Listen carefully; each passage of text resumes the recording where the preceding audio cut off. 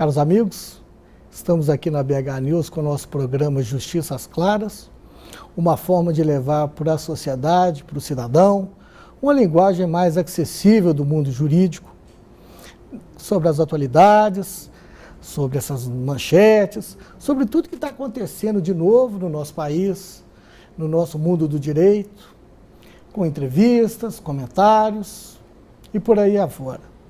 Hoje nós temos o prazer de receber o nosso advogado, professor e diretor da Faculdade de Direito da Universidade Federal de Minas Gerais, meu colega de toda uma vida, Fernando Gonzaga Jânio, que muito nos honra aqui, para exprimir sua opinião, para dar uma visão aí de como você, como a universidade está e de tudo que você pensa e que está acontecendo nesse país afora.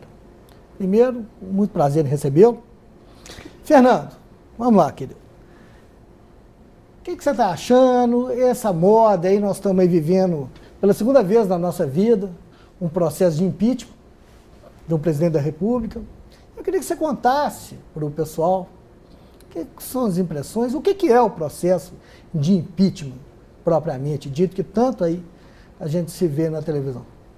Bem, primeiro eu gostaria de cumprimentá-lo, desejar muito sucesso nesse seu programa. Acho que ele tem uma grande importância, que é de poder difundir, né, a linguagem do direito de uma forma mais clara, de uma forma acessível para o cidadão. Isso é uma forma de não só reforçar a cidadania, mas também de democratizar, uma vez que nós somos um Estado de direito, né? Bem, quanto ao impeachment, como você colocou, é a segunda vez na nossa vida já adulta que a gente passa por uma experiência traumática como essa. É um processo político que tem uma grande seriedade, uma grande gravidade, porque, na verdade, o que está em jogo é a legitimidade da soberania popular e a manutenção, a preservação da confiança desse voto que o governante recebeu. No final das contas, o que se decide fundamentalmente é sobre a existência de um fato que desabona a permanência do presidente no cargo. Não necessariamente um fato delituoso que possa ser enquadrado no Código Penal, por exemplo. Partindo dessa premissa, válida também no meu modo de entender, é possível descrever que, ao que tudo indica, o processo ele envolve um crime de gestão. Esse crime de gestão, ele está se tornando um crime político, para ser dentro do processo de impeachment, para ser instaurado, para ter agora a sua admissibilidade aceita pelo Senado Federal. Bem, a impressão que eu tenho é o argumento de que não existe um crime de responsabilidade, a meu ver, isso não é verdadeiro.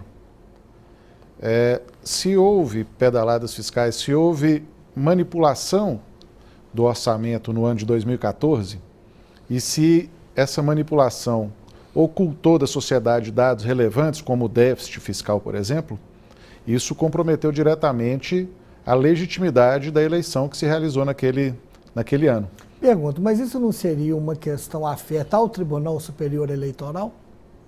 Não, o Tribunal Eleitoral ele não julga a gestão. Isso aí é um ato de gestão, tanto que quem fez a comunicação formal e oficial de que houve as chamadas pedaladas fiscais foi o Tribunal de Contas. Sim. O que está em jogo no Tribunal Superior Eleitoral é a regularidade das contas de campanha. Isso é muito importante que seja esclarecido, porque a população em geral, ela tem que saber que são, na verdade, nas palavras do nosso querido professor, são duas situações completamente diferentes, não é? Você tem uma parte ligada ao crime político, seria ligada a essa parte de gestão, e outra parte que continua, independentemente do processo na Câmara dos Deputados, ligado ao Tribunal Superior Eleitoral, certo? Sim. Uma coisa, o que está em julgamento no Tribunal Superior Eleitoral é a obediência às regras do processo eleitoral.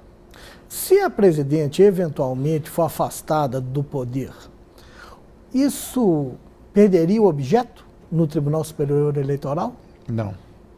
Porque, na verdade, o afastamento que pode acontecer agora é pela admissibilidade do impeachment.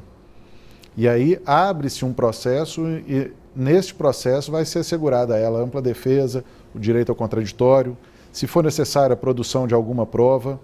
Então, esse é um processo onde vai ser julgada a existência ou inexistência de um crime de responsabilidade. O que está sendo julgado no Tribunal Superior Eleitoral é se as contas prestadas e os recursos levantados para fazer a campanha política, se eles têm legitimidade, se eles têm como comprovação da origem lícita desses recursos e se eles foram devidamente esclarecidos mediante uma prestação de contas correta. Por hipótese, então, a gente poderia se ver diante de duas decisões diferentes? Sem o menor problema. Sem o menor problema. Ainda que conflitantes constitucionalmente, na prática? Na verdade, não conflitam constitucionalmente. São duas matérias sob julgamento. Primeiro é o crime de responsabilidade. Vamos supor que ela seja condenada ou absolvida, nessa hipótese, do crime de responsabilidade no Senado Federal. E, mais tarde, a chapa seja impugnada. E aceita a impugnação eletiva no Tribunal Superior Eleitoral. Não ficaria uma situação desconexa? Ou não? Uma coisa é o meio que ela utilizou para chegar à presidência da República. Se o caminho que ela percorreu até chegar à presidência da República, até ser eleita ou reeleita na presidência da República, se ele foi um caminho legítimo. Sim. Mediante a observância das regras do processo eleitoral. Se há legitimidade, né? Se houve transparência no processo eleitoral. Se o Tribunal Superior reconhecer que houve, tudo bem. Okay. Legitima-se, diploma-se, né? Valida-se a diplomação dela e a investidura no cargo de presidente da República. O que o Senado está fazendo, na verdade, é um julgamento sobre um ato de gestão. Ou seja, se o presidente da República, governando o país, se ele agiu conforme o direito ou em desconformidade com a lei.